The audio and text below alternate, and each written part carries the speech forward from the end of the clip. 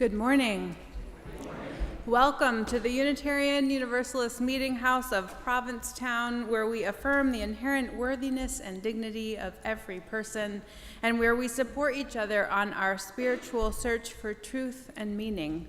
My name is Reverend Kate Wilkinson, and I am so glad that you have joined us this morning. Welcome to those of you in the room, and welcome also to those of you joining us via our live stream.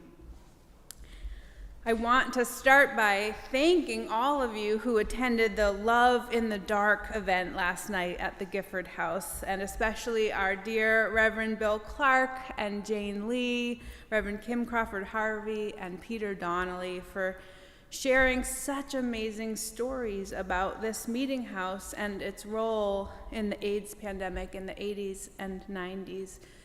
You did such a beautiful job capturing the history of such a difficult and poignant time, and taught us such beautiful lessons about loving fiercely and being present. So thank you. And also thank you for those wild stories about the meeting house in the 80s. Did anyone bring their roller skates this morning? Apparently there used to be provocative art on the stage and roller skating in the aisles. I feel like if someone did that today, you'd all be like, no, the floors. And you know why? Because we all become our parents eventually. We don't mean to, but it happens when we're not looking.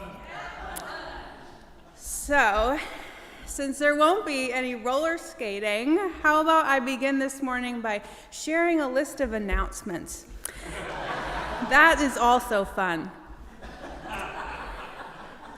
First, pay no attention to all this equipment.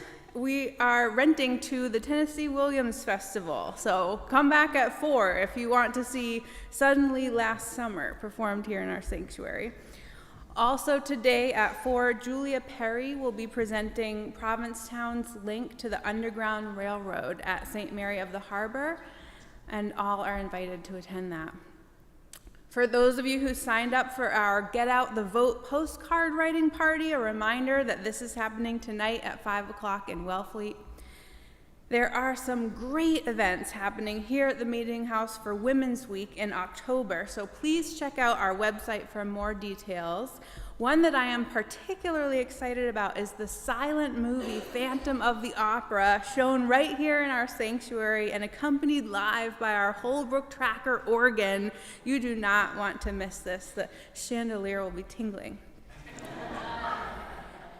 We'll also be having another bake sale at the Women's Week softball game over at Mata Field that Friday to benefit our little free pantry and to cheer on the Provincetown Peaches and the Butchtown Bells.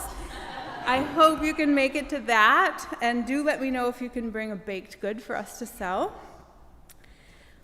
Also in October, mark your calendars for our Talk Soup happening after the service on Sunday, the 20th of October. A Talk Soup is a potluck lunch where we explore a certain topic, and next month's topic is stewardship. We'll be handing out our pledge cards and enjoying some delicious food together, and we are going to try to zoom in those of you who are off-site for at least part of it, so please stay tuned for details about that. We have a new member class coming up, also on Zoom.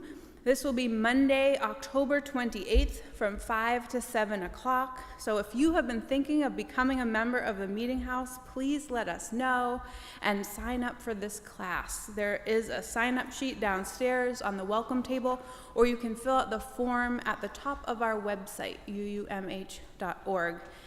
We hope you will consider learning more about and becoming a member of this fabulous spiritual community. And finally, if you are here in person today, we hope that you will stick around for a little while after the service ends for coffee and conversation downstairs in Acker Bosworth Hall, or I think the sun might be coming out. You can even bring that coffee out onto the lawn. Let's take a moment now to affirm our Meeting House covenant. You can find this printed on the purple laminated cards in your pews. I'm going to say it line by line, though, so you can just repeat each line back to me. Love is the spirit of this meeting house. This is our great covenant. To dwell together in peace. To seek the truth in love. And to help one another. Now, as we light our chalice here in the sanctuary, I invite those of you watching from home to light a candle wherever you are. In this way, we can feel connected even while we are apart. And this morning, I invite our worship hosts, Vicki and Tara, to light our chalice for us.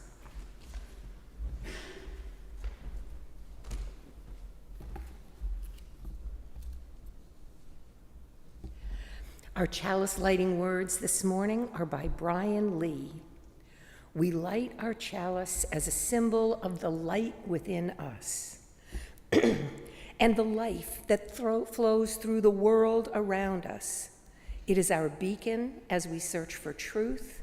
It is the warmth in our hearts for love, and it is the energy that propels us to action. May we be kindled by our time together.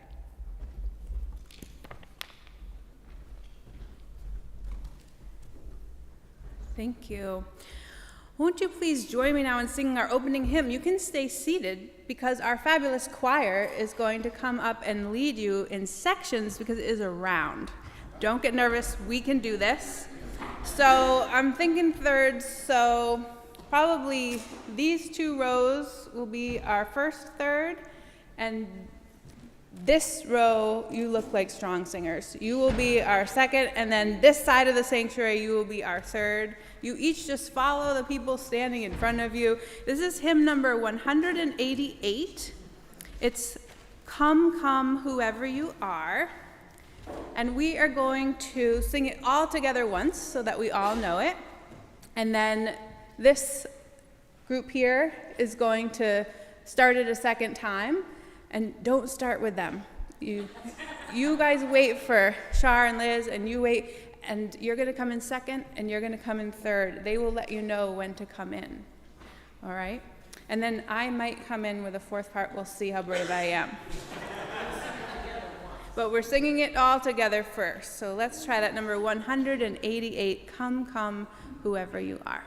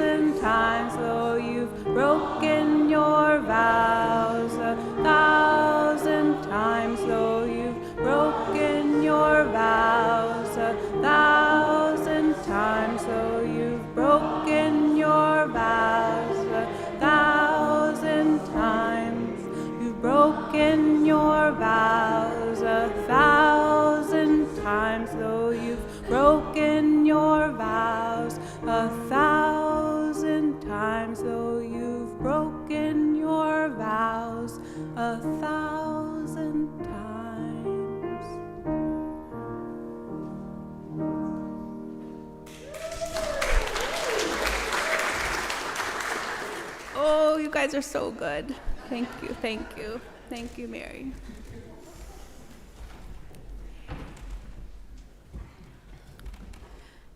I invite you to join me now in a spirit of meditation and prayer. During the prayer or at any time during the service, you are invited to light a silent candle at the table to the right of the pulpit, where there is a journal to record your thoughts and prayers. After the prayer, we will sing together again. We usually sing Spirit of Life, but this morning we're going to sing a different hymn, number 83, Winds Be Still. That's hymn 83 in our gray hymnals. You might want to put your thumb in it now. We're going to sing it after the prayer. 83, Winds Be Still. And as we enter this meditative time together, I ask you all to hold on your heart all those affected by Hurricane Helene and its aftermath. We know that so many people are without power and that the flooding and winds caused so much destruction and loss of life. Hurricanes are such a scary thing, and we are thinking of all of you who are in its path. Our prayer this morning is by Ted Loader, who was a Methodist minister and a fierce activist for justice. I chose this prayer because our theme today is gentleness.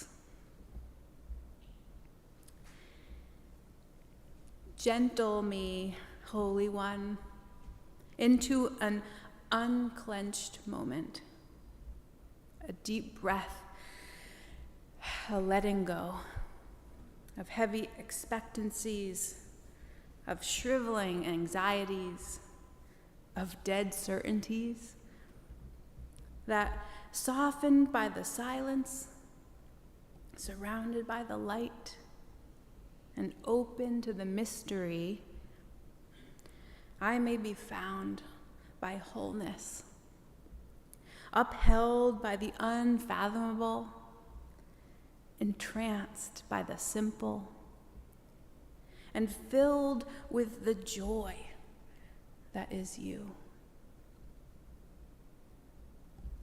Amen.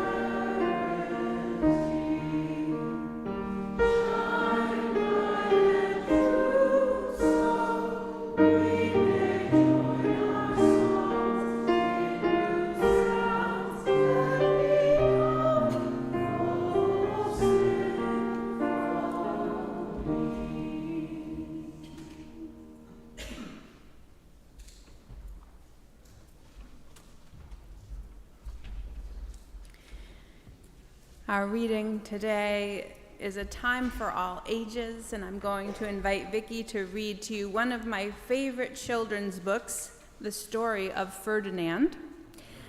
So please get cozy and comfortable for this story time.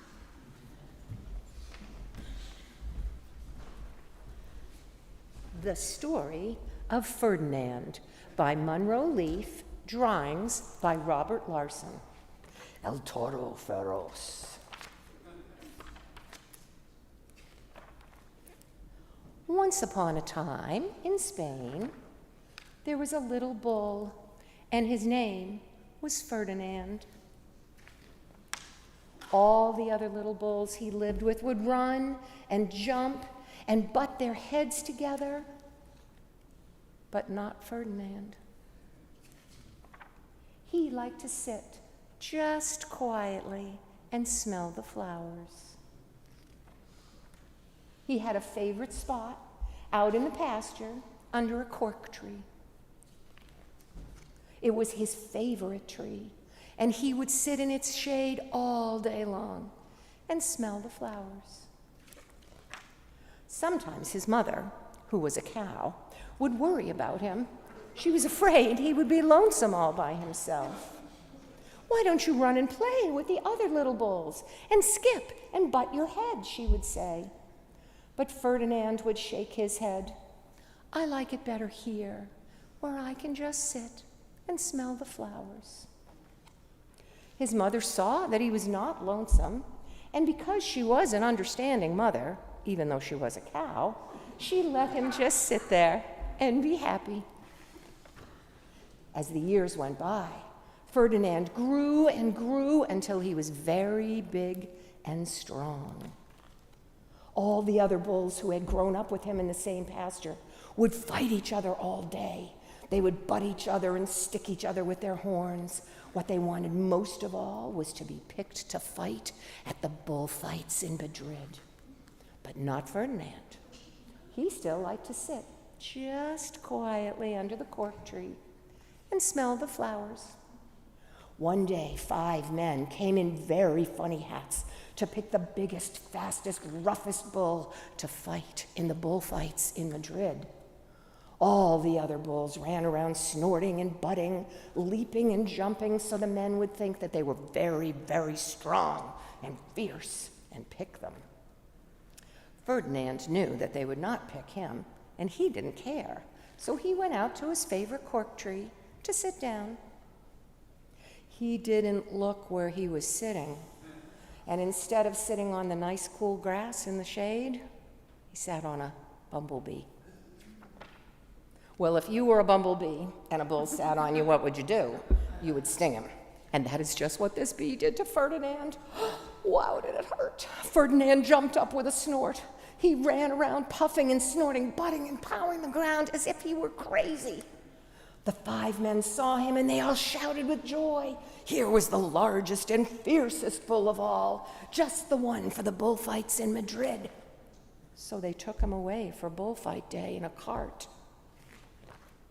What a day it was! Flags were flying, bands were playing, and all the lovely ladies had flowers in their hair.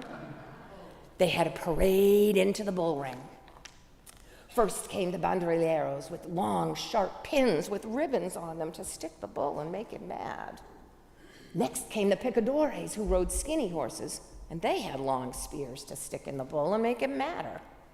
Then came the matador, the proudest of all. He thought he was very handsome and bowed to the ladies. He had a red cape and a sword and was supposed to stick the bull last of all. Then came the bull, and you know who that was, don't you? Ferdinand.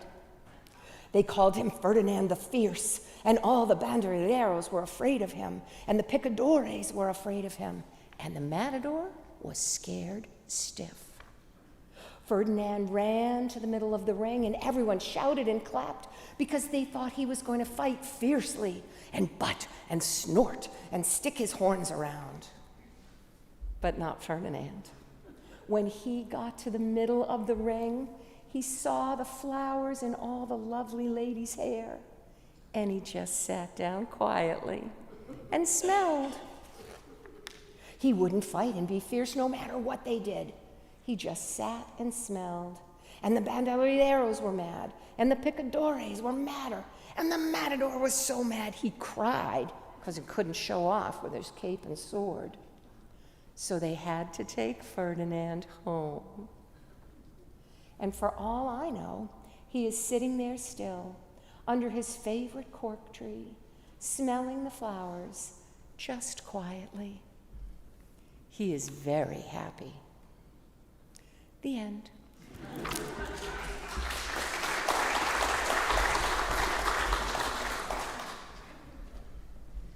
Thank you, Vicki. Can you tell Vicki was a teacher?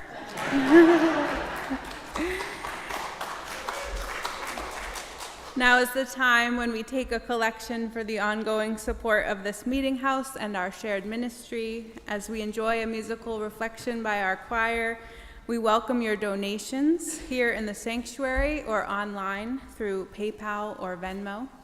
You can find that information on our website, uumh.org. At this point, I invite 4 volunteer ushers forward, any 4 of you, to take up our collection. On and off site, your offerings will now be gratefully received.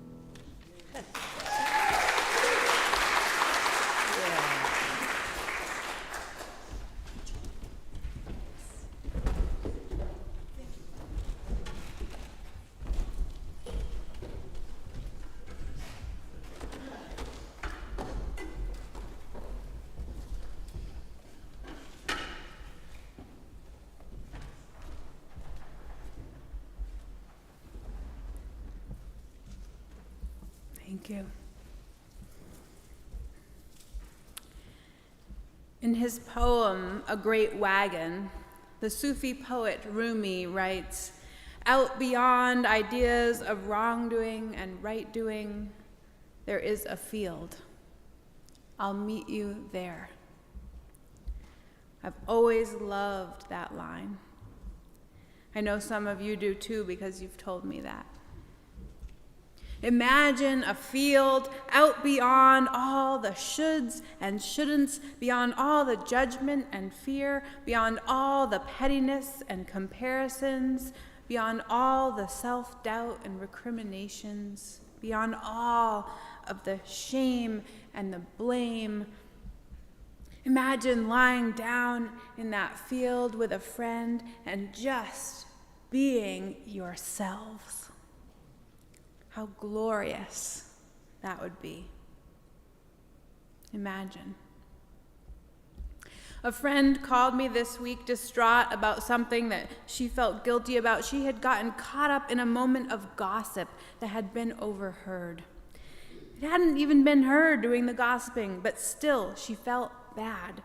She worried what people thought of her.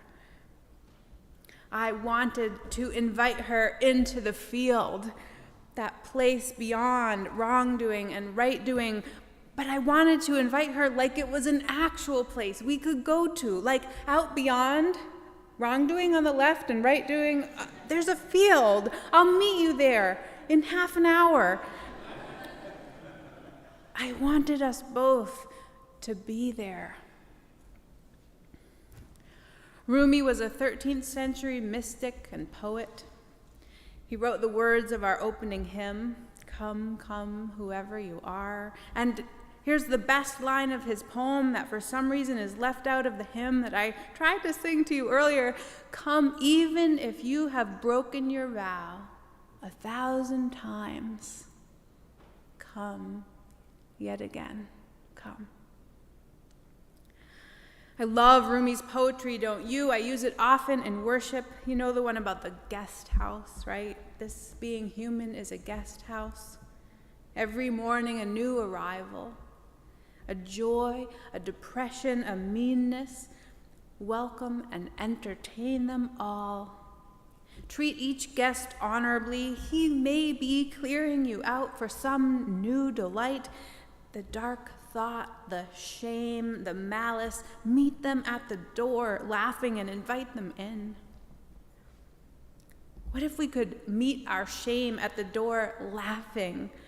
What would that feel like? Based on my research and the research of other shame researchers, Brené Brown writes, I believe that there is a profound difference between shame and guilt. I believe that guilt is adaptive and helpful, she says. It's holding something we've done or failed to do up against our values and feeling psychological discomfort. I define shame, she says, as the intensely painful feeling or experience of believing that we are flawed and therefore unworthy of love and belonging. Something we've experienced, done, or failed to do makes us unworthy of connection.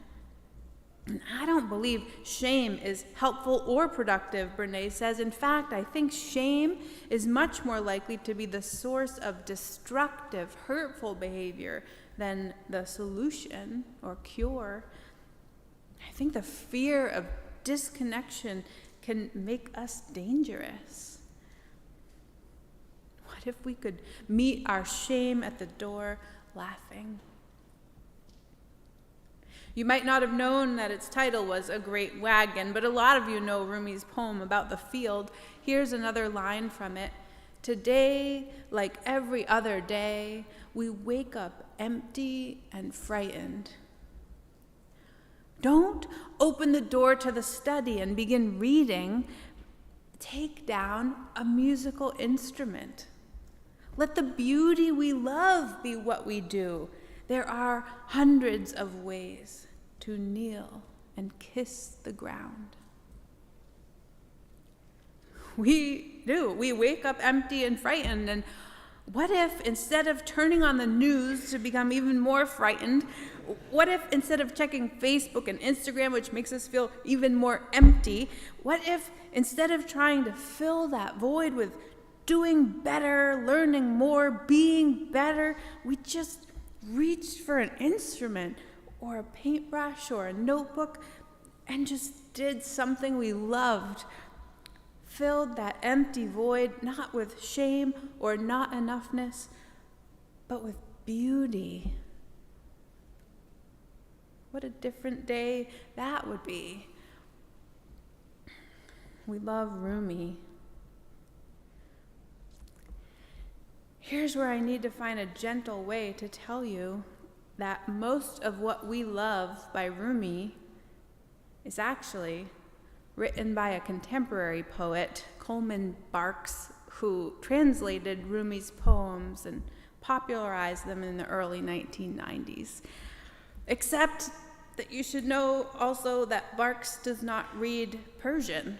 So really, he is more of an interpreter than a translator. And also you should know that Barks systematically took out all of the references to Islam out of Rumi's poems, deeply changing their meanings. So what we love about Rumi is not actually what Rumi said at all. It's disappointing. I know. I'm sorry about that. But I did think you should know.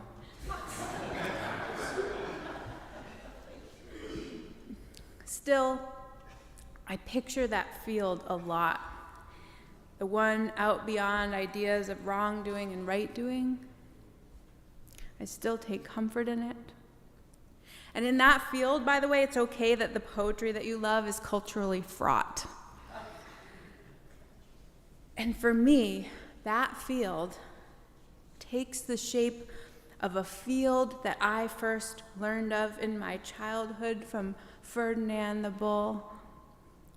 My field has a cork tree in it.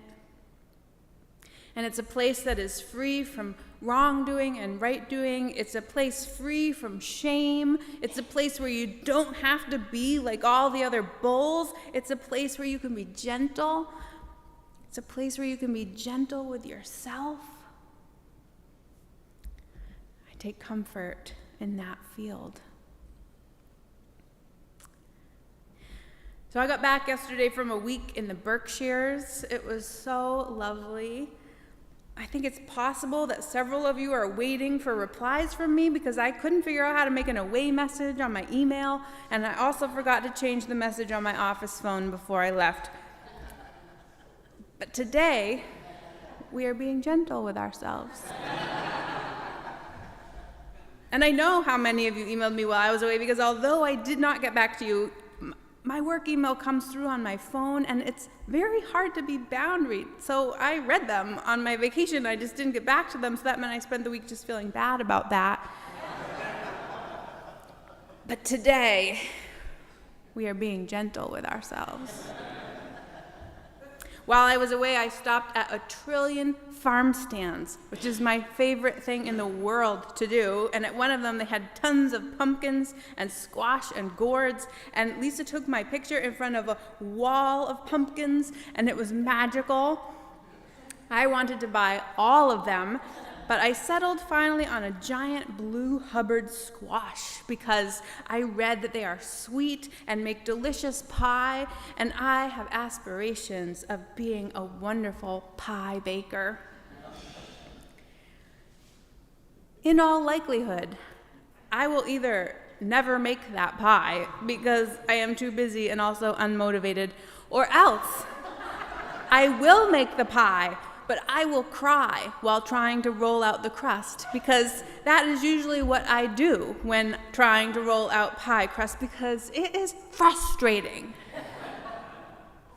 Alas, I am not a pie baker. But today, we are being gentle with ourselves. And I did have the thought that even if I never do make that pie, I can display the Hubbard squash on my table, which sounds festive and fall-like. but actually Hubbard squash are huge and gray. And so when I put it on the table as a decoration yesterday, it looked kind of like a giant dead bird surrounded by unsorted mail, and not at all festive.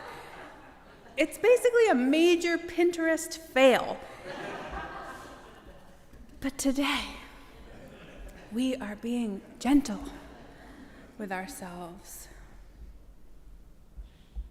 What about you?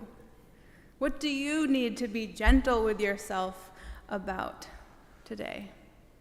I mean, I'm just assuming that you've been tough on yourself this week, or that the world has been tough on you. It's just a hunch I have, that you might also have need for that field. In July, Claire preached a sermon here about poetry and prayer, and she read a poem by Julia Furrenbacher, which I had never heard before, which I loved, and I couldn't stop thinking about that poem, which she calls the most important thing. The most important thing. I am making a home inside myself, a shelter of kindness, where everything is forgiven, everything allowed, a quiet patch of sunlight to stretch out without hurry, where all that has been banished and buried is welcomed, spoken, listened to, released. A fiercely friendly place I can claim as my very own. I am throwing my arms open to the whole of myself, especially the fearful, fault-finding, falling apart, unfinished parts, knowing every seed and weed, every drop of rain has made the soil richer. I will light a candle, pour a cup of hot tea, gather around the warmth of my own blazing fire. I will howl if I want to, knowing this flame can burn through any perceived problem, any prescribed perfectionism, any lying limitations, every heavy thing. I am making a home inside myself, where grace blooms in grand and glorious abundance, a shelter of kindness that grows all the truest things. I whisper, Alleluia, to the friendly sky. Watch now as I burst into blossom.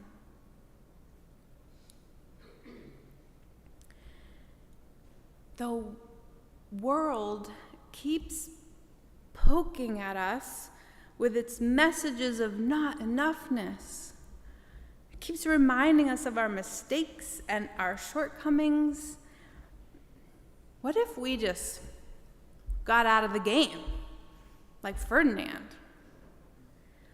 What if we banished the banderilleros of self-doubt? What if we sent the picadores of perfectionism packing? What if we faced down the matador of shame, and instead of blushing the color of his red cape, we just simply refused to engage? What if we sat down like Ferdinand the bull, closed our eyes, smelled the flowers, and went to that place inside us? Because our field probably has to be inside of us, doesn't it? What if we went to that place inside of us, beyond wrongdoing and right doing, that home inside ourselves, that shelter of kindness? Shame is that warm feeling that washes over us, Brene says, making us feel small, flawed, and never good enough.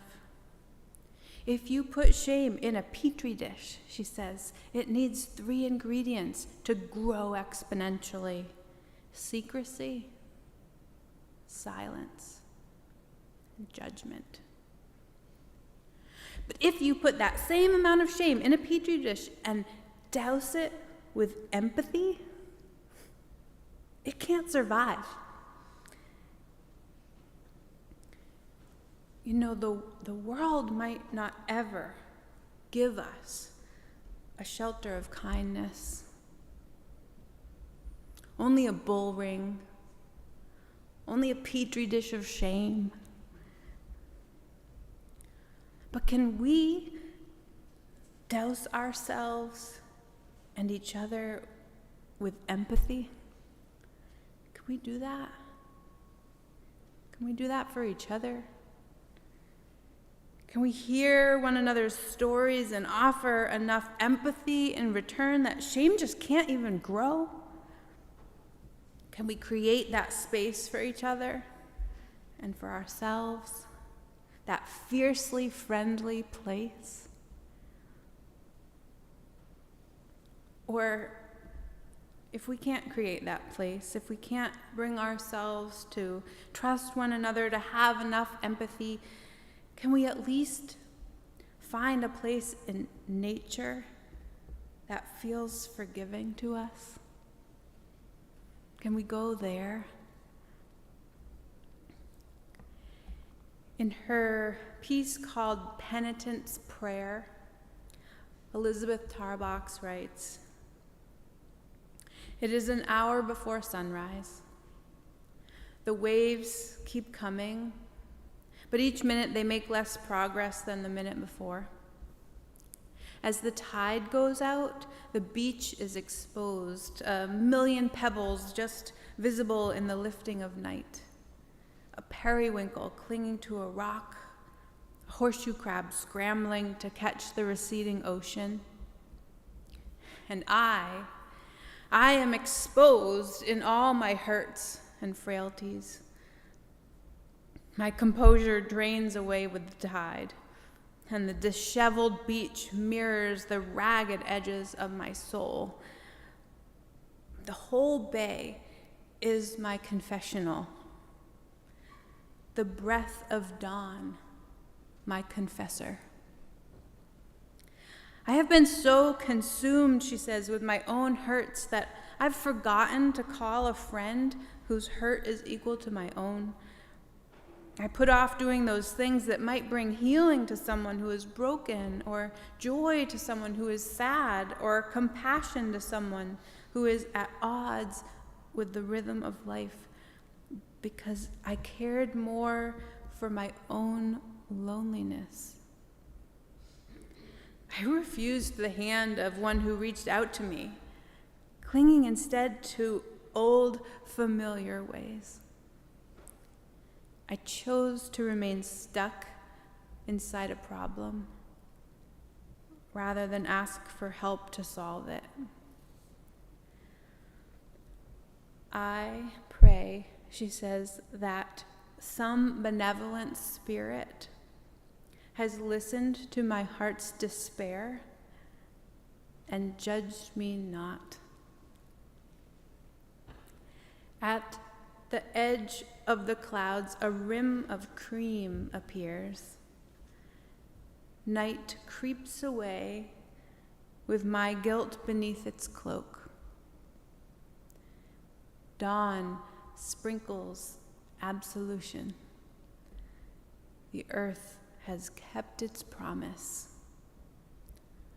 Forgiveness is at hand."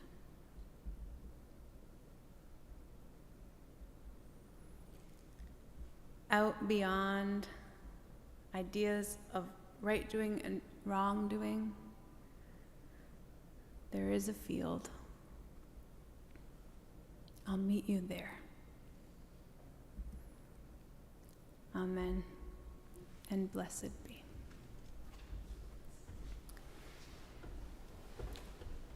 There's a song. It isn't in my theology, but this hymn has always connected me with the grace of forgiveness, and so I invite you now to sing our closing hymn together, Amazing Grace, number 205 in your gray hymnals. Please rise as you are able.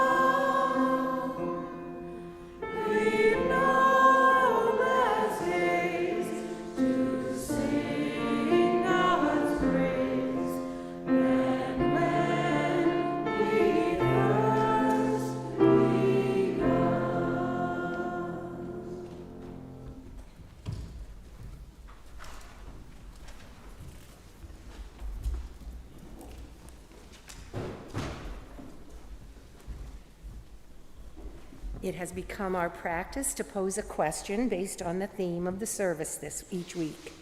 It can be a topic of sharing at coffee hour today or with friends during the week. If you'd like to delve deeper into this topic, we invite you to our midweek Zoom coffee hour on Tuesday at 5 p.m. And please let Kenneth know in the office if you need that link. Our question this week is, what do you need to be gentle with yourself about this week? What do you need to be gentle with yourself about this week?